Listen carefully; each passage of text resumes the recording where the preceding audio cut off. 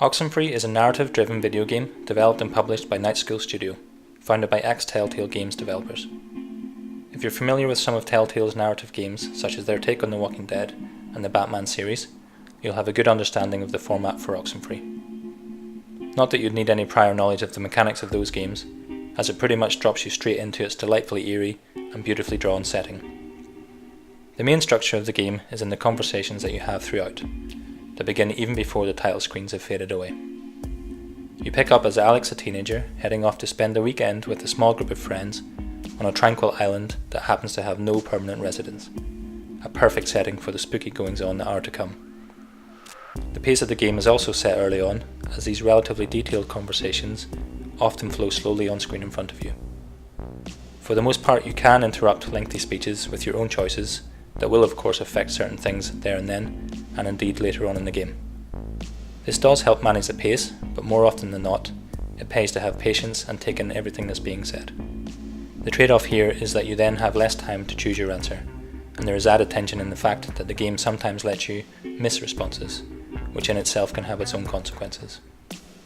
However, I find that playing on the Nintendo Switch to be perfectly suited for quickly selecting answers, either with the buttons or using the touchscreen depending on preference or context. Another method of interaction is in Alex's radio frequency tuner. Here she can use it to tune into preset guides in the style of museum tour audio, or unlock certain areas and secret messages. These messages all add to the story, and it's on you to pay attention to what's being said. The radio is also the perfect plot device for when the weird and spooky shenanigans begin, and without spoiling it too much, it really helps set a uniquely eerie tone for Oxenfree that makes it stand out from other similarly styled games. It's not all scares and creepiness though. The game really does look lovely. For example, some scenes will have you meandering down paths creakingly slowly, but it's artfully done, and to me it feels a bit like a Wes Anderson movie at times. The slowness may put some people off, but it's nice to just take in the picture-perfect framing of some of the areas on the island. It's stylized to the point of potentially being quite divisive, and I understand it might not be to everyone's tastes. You do share this adventure with some other teenage friends, so you will get into awkward talk about crushes and how life sucks and general chit-chat like that. And if you help or hinder or give good or bad advice, these characters will remember. Standard stuff for narrative, choice-driven games of course.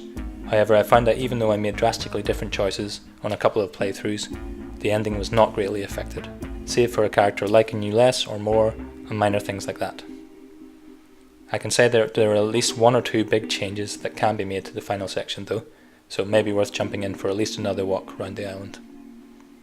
The beauty of Oxenfree is that it is very short, at around 4 hours to play through the first time, so it lends itself very well to these repeat plays, and that's exactly what you'll want to do.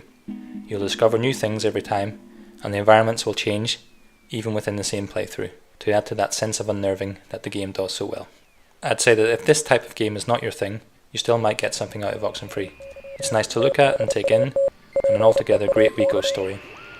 And if that also doesn't sound like your cup of tea, then see when it goes on sale again. I'd still absolutely 100% recommend that you pick it up and give it a try, as overall I really liked it, so go on off to your digital platform of choice and just Holy crap!